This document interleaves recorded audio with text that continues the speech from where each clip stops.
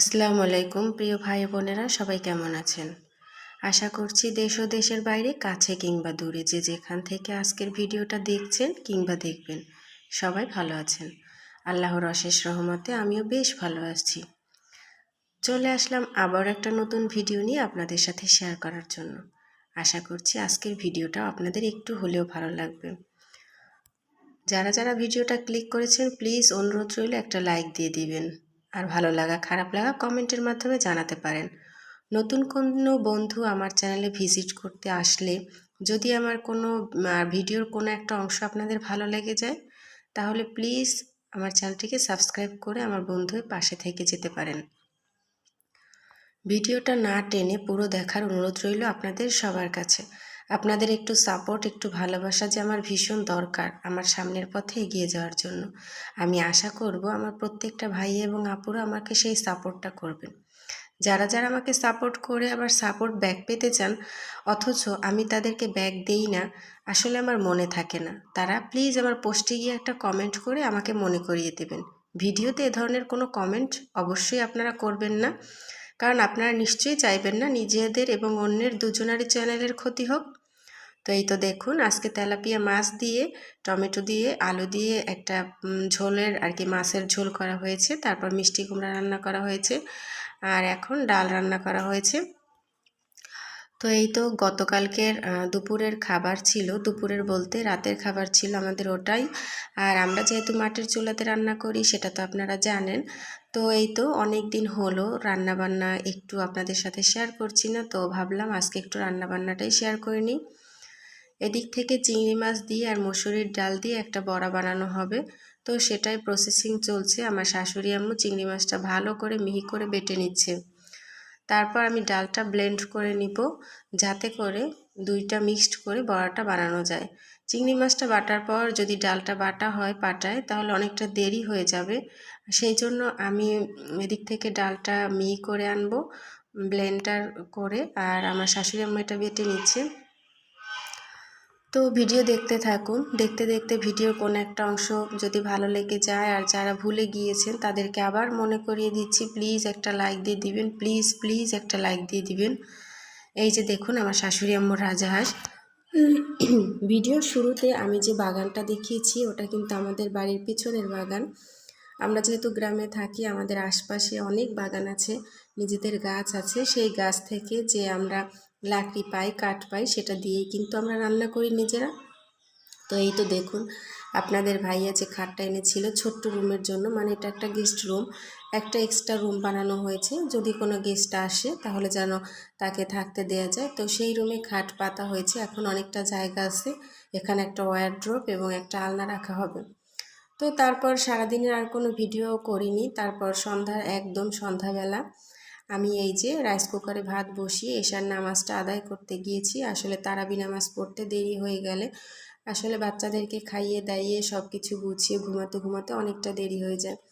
তো এই তো আমি এশার নামাজ আদায় করে তারপর বসে বসে তসবিহ পড়ছি। তো রোজার মাসে কাজ তো করতেই হবে, কাজ কিন্তু প্রত্যেক মাসের চেয়ে রোজার মাসে একটু বাড়তি থাকে, তবে কাজের তুলনায় এই মাসটা হচ্ছে আমাদের ইবাদত বন্দেগীর মাস। তো সব কাজের ভিড়েও নিজের ইবাদতটুকু অবশ্যই আদায় করে নিতে হবে।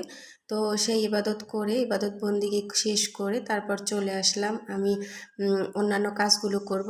তো তার আগে আপনাদের সাথে একটু শেয়ার করলাম, আপনাদের সাথে বলেছিলাম যে আমার ঘরে একটা দরজা লাগানো বাকি ছিল, মানে খাওয়ার রুমের, তো সেই রুমের দরজাটা কিন্তু লাগানো হয়েছে, সেটা একটু আপনাদের সাথে শেয়ার করে নিলাম। আসলে আমার যাই নতুন কেনা হোক বা যেটাই আমার জীবনে একটু নতুন কিছু ঘটুক না কেন, সেটাই তো আমি আমার আপু ভাইদের সাথে শেয়ার করি, তাই না?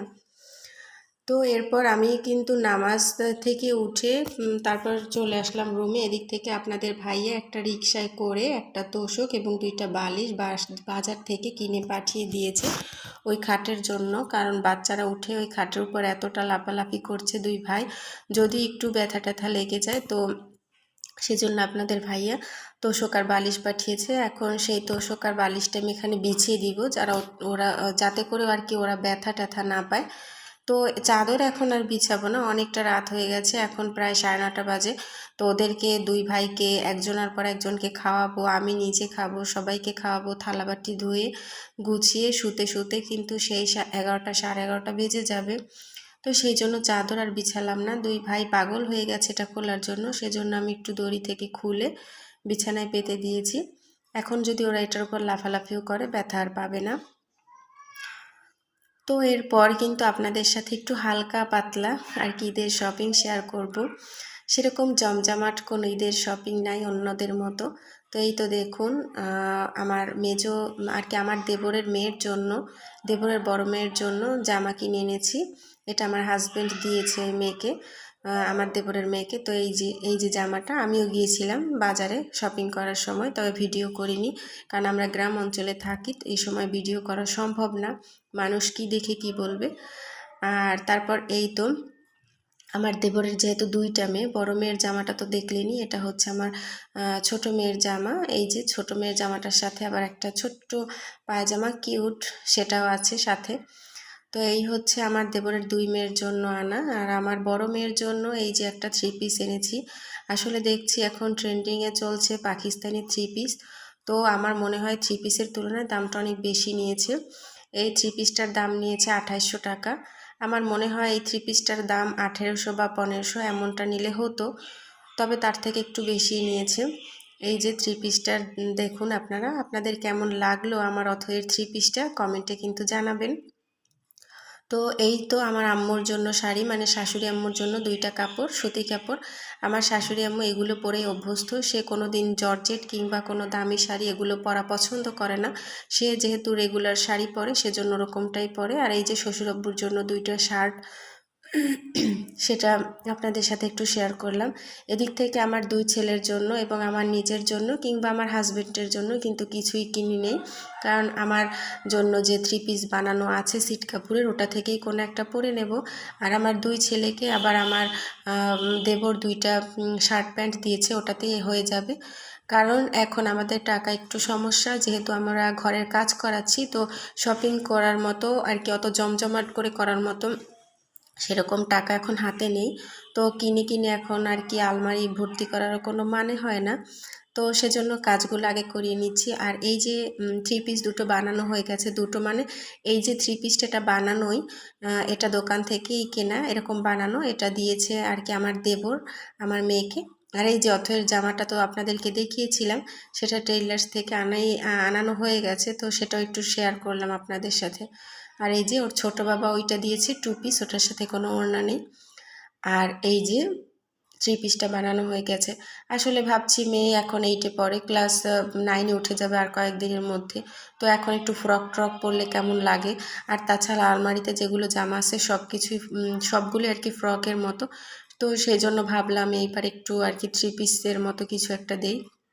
আর ও ভীষণ পছন্দ করেছে, যেরকম কালারটা সেরকম স্টোন বসানো কাজটা। আর এখন ট্রেন্ডিংয়ে চলছে পাকিস্তানি 3 পিসগুলো, তো ওর জন্য সেই জন্যই তো আর কি আনা।